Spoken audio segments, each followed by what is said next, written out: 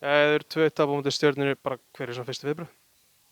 Já, hver væri þín fyrstu viðbrögð ef þú fengir mark eða 7 sekúndur eftir að vera búin að jafna og sýna þann karakter að koma okkur aftur inn í leikinn? Ég væri mjög svekktur. Það hlýtur að vera svipið á mér. Hvernig, þú veist, hvað hugsaðu samt þegar að markið kemur? Er þetta bara einn af þessum dögum eða ótrúlega þreytt? Hvað hugsaðu? Nei, bara svekkelsi. Það er svo sem ekkert rosalega sem fer í gegnum hugan á manni. Þetta er bara kannski meira eftir leik og morgun að hvað fer úrskeiðis í mörkunum sem við fáum á okkur. Og það sem að mest svekkjandi yfir er að með við spilamennskunum sem við sýndum hérna fyrstu 25 mínútur sem var algjörlega frábær fótbolti, að hafa ekki getað nýtt okkur það og komið okkur allavega einu ef ekki 2 mörkum yfir, því að þá spilast þessi leikur allt öðruvísi. Ég er sammála þessu segir, þið voru með mikla yfirbæri fyrstu 25 og Stjarnan ekki að gera neitt. Þegar þú horfir tilbaka, hvað vantaði? Var eitthvað orkuleysi til að klára sóknir eða hvað er það? Það var svona herslumunur í síðustu sendingu og þetta kannski hljómar eins og klísja. Ég held að allt spil fram á við var frábært hjá okkur, það var mikið tempo og mikið hreyfing á bolta og vorum að koma okkur í frábæra stöður. Svo vantaði eitthvað aðeins, hvað á maður að segja, aðeins kjark til að bara klára aðeins fyrir að finna réttu sendinguna.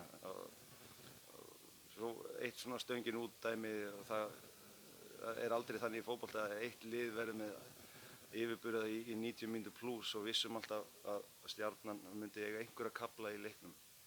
Og kannski það sem við erum eftir að skoða næstu dögum er hvað gerist eftir þessar 25 mínútur, af hverju ná ekki að halda þeim dampi, erum við farin að stíga þess frá mönnum og leyfa þeim að komast inn í leikinn, eða er það út af gæðunum hjá Stjörnunni sem ég sá nú ekki þannig séð, þannig að það er meira það sem að fyrir að rýna í.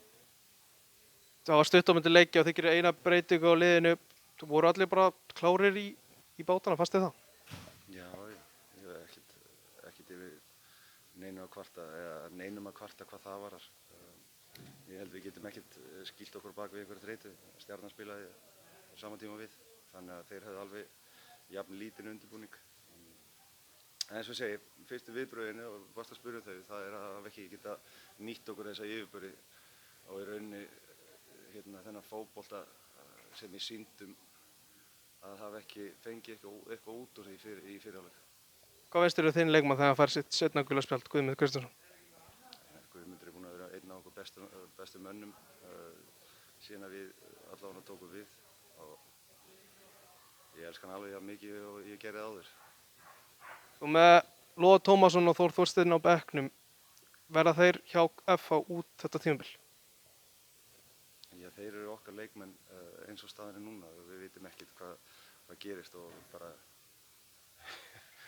ekkert spáð í því hvað er að fara að gerast á leikmannamarkaðnum akkurat núna.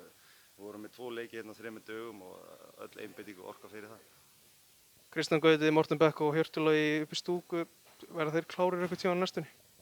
Allir meiddir eins og er og það er bara misjöfn meiðsl hjá hverjum og einum og það verður bara að koma í ljós hvort þið þurfi viku 10 daga eða 3-4 vikur. Það er bara svolítið óljóst eins og staðan í dag. Aukilegra, takk fyrir þetta.